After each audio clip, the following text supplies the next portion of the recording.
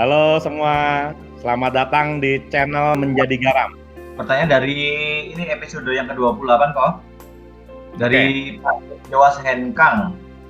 Shalom Pak Pendeta Esra Toru. Saya mau minta pencerahan dari Pak Pendeta. Saya baca dari surat 1 Yohanes 5 ayat 17 yang berbunyi, semua kejahatan adalah dosa, tetapi ada dosa yang tidak mendatangkan maut. Jadi yang jadi pertanyaan saya, apa arti konteks dari ayat yang tidak mendatangkan maut itu? Setahu saya semua dosa adalah maut. Itu aja Pak yang saya mau tanyakan. Semoga mendapatkan pencerahan dari Pak Pendeta. Wah, pertanyaannya sakti mandraguna nih ya. Ya setahu kita semua dosa mendatangkan maut ya. Kok bisa ada dosa mendatangkan maut? Tapi sekali lagi ya, kalau memang di ayat Alkitab udah ditulis begitu, ya kita harus percaya. Atau mungkin termasuk kali Pak ya, yang berbohong untuk kebaikan ada nggak kok gitu? Bukan, konteksnya bukan ke situ ya. Kalau kita pengen benar-benar memahami ya kita harus baca jangan satu ayat saja. Wow.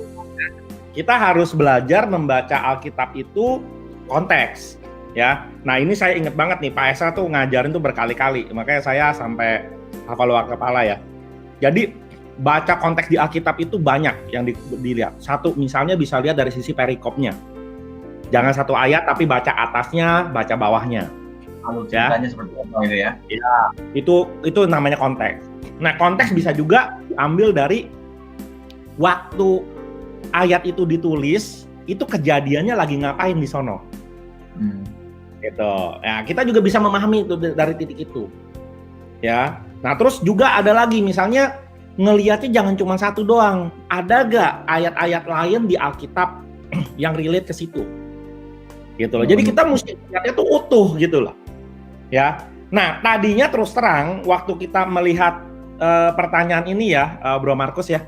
Kita sempat mikir juga ya ini mau kita ambil apa enggak nih. Ya.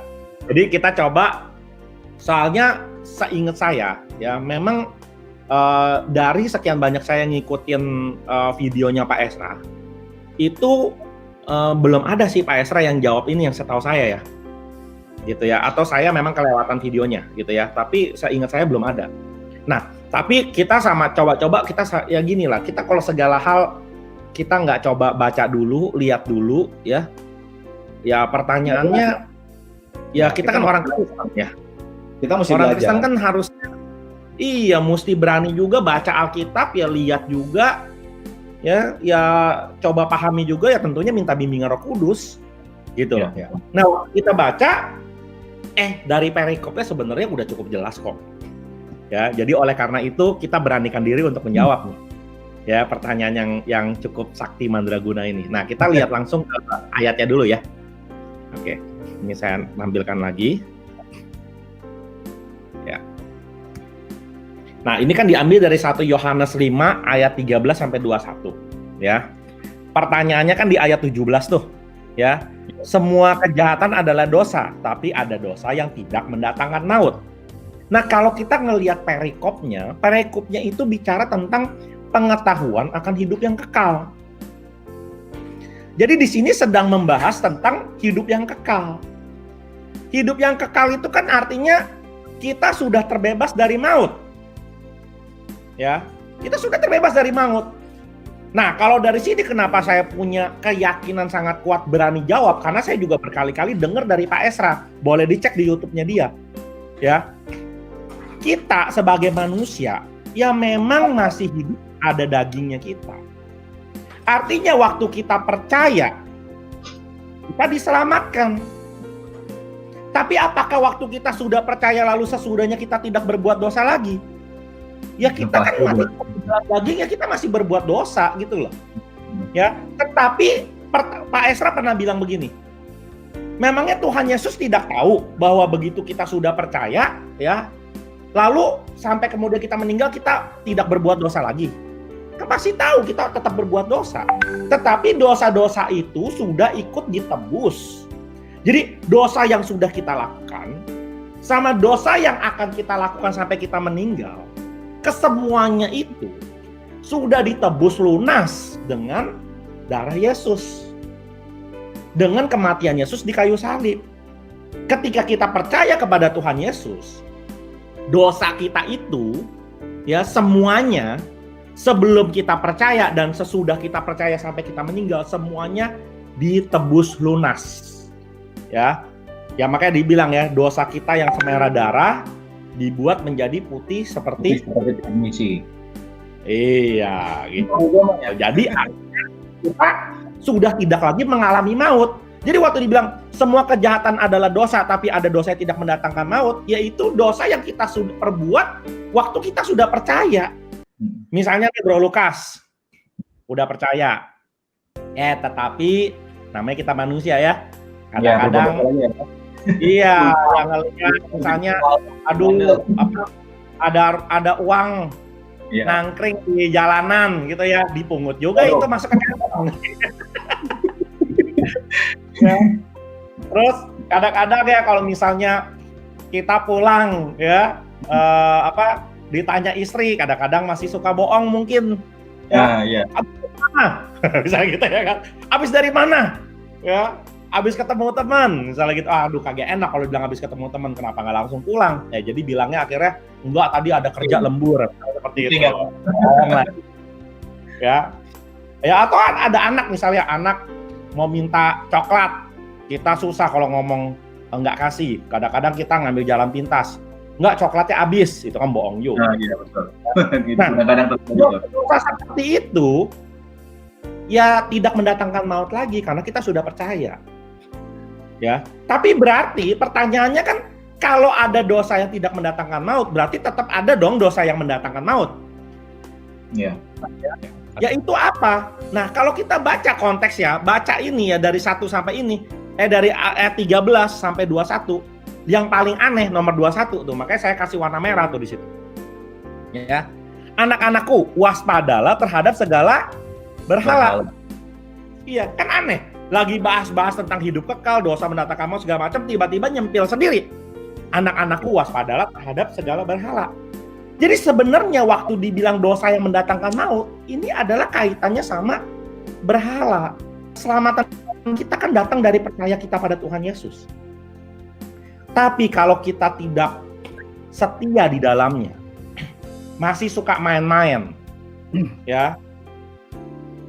Jadi kemudian memandang enteng, memandang remeh, lalu ujung-ujungnya menjadi tidak percaya lagi. Kita percaya kepada Allah yang lain.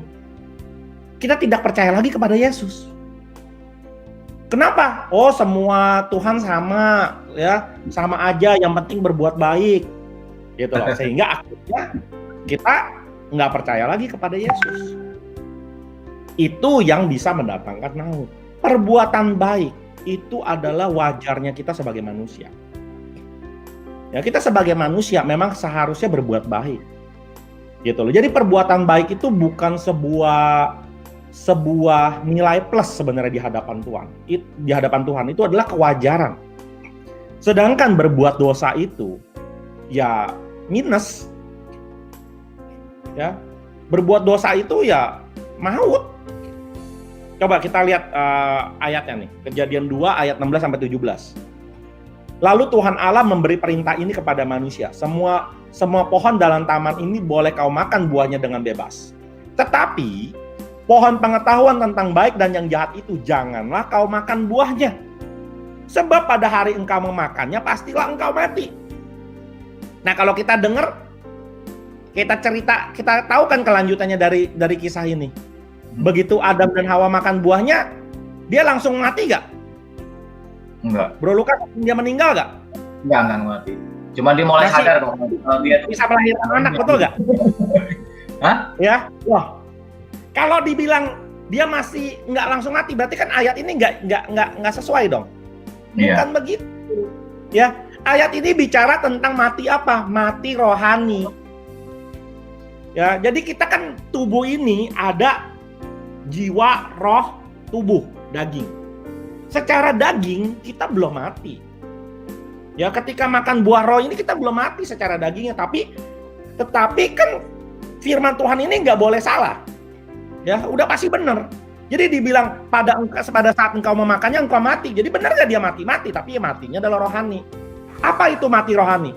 Mati rohani itu berarti putus hubungan antara kita dengan Tuhan. Ya, rohani kita udah nggak bertempel lagi kepada Tuhan. Kenapa? Karena Tuhan Allah itu sumber kehidupan. Ya, jadi kalau disebut kita mati, artinya kita terputus dari sumber kehidupan. Kita nggak bersatu lagi dengan Allah. Kita nggak bisa hidup kalau kita nggak nempel dengan Tuhan Allah, nggak bisa. Karena dialah sumber kehidupannya. Ya, begitu dia makan, ya, itu adalah bentuk pemberontakan manusia. Manusia tidak mau dengerin perintah Tuhan, mengikuti maunya dia sendiri, mengikuti bujukannya iblis. Gara-gara itu, dia putus hubungannya dengan Tuhan, disebut namanya mati rohani. Gitu. Ya. Nah, mati rohani ya artinya maut. Nah, kalau kita balik lagi ke yang tadi, ya, ketika kita tidak percaya sama Yesus, artinya kita tidak menempel lagi kepada sumber kehidupan. Kita maunya kepada Allah lain, berhala lain. Ya gara-gara itulah akhirnya kemudian ya kita mengalami maut. Seperti itu. Ya, jadi kita harus ditebus dosa kita. Ya, karena dosa kita itu nilainya minus. Perbuatan baik tidak bisa menyelamatkan. Perbuatan baik itu nilainya 0, bukan. Ya, yang bisa membuat minus jadi hilang adalah mesti ada yang nebus. Ya, dan kita nggak mampu melakukan sendiri. Nah, penebusan itu datang dengan kematiannya Tuhan Yesus di kayu salib. Dengan kita percaya dengan Tuhan Yesus, ya, kita artinya menyerahkan dosa kita kepada Tuhan. Ya, untuk kemudian ikut ditebus, gitu loh. Ya, kira-kira itulah penjelasannya, gitu. Bro Markus, ada yang mau ditambahin nggak? Iya, ini menarik ya, karena di ayat 21 ini kan penutup yang sangat kayak warning lah gitu ya, sangat tegas dan sangat nyata gitu ya. Dan memang kalau kita baca di kisah perjalanan orang Israel itu ya, di Perjanjian Lama ya, itu luar biasa ya. Orang Israel itu kan dari kitab Kejadian itu udah bikin berhala tuh ya, dan terusnya Keluaran dan terus sampai Ulangan, Hakim-Hakim gitu ya, itu mereka bener-bener kayak batu gitu ya, terus-terusan bikin berhala baru gitu. Nah memang yang tadi udah disampaikan Bro Matius gitu ya, memang intinya tuh kita tuh punya Tuhan lain nggak, ilah lain nggak gitu ya. Nah itu yang mesti hati-hati. Kadang-kadang kita sesederhana apa ya, mungkin ada teman-teman yang piara jimat gitu ya, ada yang pakai sesembahan apa gitu ya, itu kita pikir tidak berbahaya gitu ya, justru itu hal-hal yang sangat mendukakan Tuhan gitu. Ya, jadi itu akhirnya Israel itu kan sampai mesti dihapus berapa generasi gitu kan, karena memang sudah tegas gitu, itu tidak bisa diampuni begitu ya. Sampai tidak bisa mencapai Kanaan kan orang-orang yang dihukum begitu ya. Itu sih menurut saya. Salah satunya ya jangan ada ilah lain lah gitu ya. Ya, jadi sebagai kesimpulannya tadi ya, kalau dosa kita selama kita tetap menempel kepada Tuhan Yesus, percaya kepada Tuhan Yesus, maka dosa-dosa kita sudah ikut ditebus. Dosa yang mendatangkan maut adalah dosa-dosa yang kita melepaskan diri dari Tuhan Yesus. Ya, itu jadi dosa yang saya ya Bang ya. Ya, jadi kalau kita, tapi sekali lagi ya, jangan berarti begini, oh kalau gitu enak dong orang Kristen dong. Berbuat dosa terus, ulang lagi. Percaya berbuat dosa terus gitu ya. Oh salah. Ya, kenapa? Karena begini, Tuhan gini, kalau kita menempel kepada yang benar, ya pada sebuah kebenaran, tidak mungkin kita tidak menghasilkan buah yang benar. Ya, nggak mungkin. Ya, jadi kalau kita sudah menempel kepada Tuhan Yesus itu kan bilang, kamu kalau ngelihat orang nggak pakai baju ya kamu seperti ngelihat saya nggak pakai baju. Apa tindakan kamu? Lah, kita kan sudah diselamatkan. Masa kita nggak ada ucapan terima kasih lalu kemudian yang nyelamatin kita lagi nggak pakai baju biarin kedinginan? Harusnya kan kita mengucapkan terima kasih dong. Ya, ya jadi waktu kita memberikan selimut, memberikan pakaian kepada orang yang lagi nggak pakai baju, artinya apa? Artinya kita sedang memberikan ucapan terima kasih kita kepada Tuhan karena sudah diselamatkan. Perbuatan baik kita ya tidak pamrih. Kita tidak mengejar keselamatan. Kenapa? Karena keselamatan sudah diberikan. Perbuatan baik kita adalah bentuk terima kasih. Ya. Gitu. Jadi Ya. seorang yang sudah menerima Tuhan Yesus harus yang kalau ada orang Kristen yang terus-terusan gitu ya buat dosa gitu ya. Nah, biasanya kan tendensinya beberapa jenis dosa lah, misalnya lah ya, orang Kristen tapi masih berjudi begitu ya. Ya balik lagi, jangan-jangan uang atau judi itu ya udah jadi Allah dia gitu kan. Oh, ya, jadi berhala gitu Pak ya. Jadi berhala.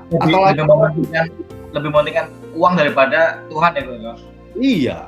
Terus dia terus-terusan misalnya main perempuan terus-terusan begitu kan. Ya mungkin jangan-jangan ya dosa seks itu ya menjadi Allah dia gitu kan. Iya. Yang bisa dikaitkan ke konteks tadi. Hati-hati menjadikan sesuatu hal itu menjadi berhala gitu. Itu udah diperingati keras. Sebenarnya konteks berhala sendiri apa sih Kang? Apakah dia melebihkan sesuatu lebih daripada Tuhannya gitu atau gimana kok? Yang dimaksud berhala itu kan banyak ya. Jadi bukan hanya benda, tapi mungkin kadang-kadang kita suka sama lagi jatuh cinta nih kan. Tapi kita terlalu suka sama dia sampai kita lupa ke gereja, lupa berdoa segala macam, itu berhala juga kan kok? Ya mungkin dia jadikan sesuatu itu Tuhannya gitu kan. Dia menjadikan sesuatu itu menjadi sakral. Kalau dia nggak kerjakan itu seperti ada yang kurang begitu kan? Iya, jadi kayak menomor dua kan Tuhan gitu ya kan? Iya. Nah, kalau saya boleh ini ya, tolak ukurnya begini deh ya. Kalau kita sudah percaya pada Tuhan Yesus, ya, di dalam diri kita itu ada yang namanya Roh Kudus. Iya. Nah, Roh Kudus itu hidup di dalam diri kita, ya. Nah, Roh Kudus itu kan nggak mungkin dia bisa terus-terusan berdampingan dengan waktu kita berbuat dosa. Iya. Ya. Nah, di dalam hati kita tuh ada rasa tarik-menarik, itu kata Pak Esra. Pak Esra tuh selalu bilang gitu, di dalam hati kita ada perasa tarik-menarik. Jadi waktu kita berbuat dosa, kita kemudian merasa, oh kok kita berbuat dosa, kita merasa ditunggu, merasa menyesal. Nah, kalau di dalam hati kita nggak ada perasaan itu yang mesti dipertanyakan. Ya. Gitu. Jadi orang Kristen itu mestinya di dalam hatinya ada itu, nggak mungkin dia terus-terusan. Ya, gitu. Jadi itulah tolak ukurnya salah satunya.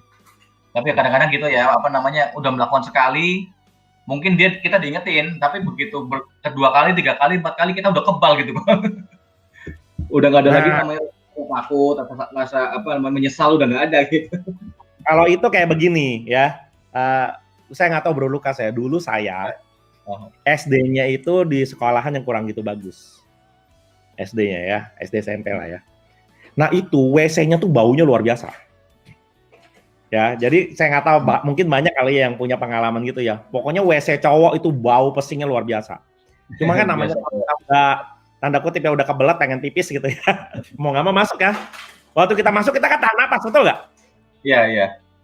Kita tahan napas, tapi kan namanya tahan napas kan nggak bisa lama-lama gitu kan. Akhirnya terpaksa kita hirup juga tuh bau pesing, betul nggak? Ya, coba deh perasaan deh ya. Kalau kita lama-lama di situ, bau pesingnya itu makin lama makin nggak berasa, nggak sebau dibandingin pertama. Ya, jadi makin kebal lah ceritanya begitu. Ya, nah itu sama kalau yang tadi. Kalau kita terus-menerus melakukan dosa itu, ya, itu nanti jadi kebal. Ya, Roh Kudus. Iya, Roh Kudus begitu. Iya, makin kita ngebandel, makin dia makin kecil ngomongnya gitu loh. Ya itu berbahaya gitu loh. Iya. Nah tiba-tiba disentuh Tuhan aja gitu. Nah itu dia. Kalau udah kesentuh baru nyesel ya kok. Nah,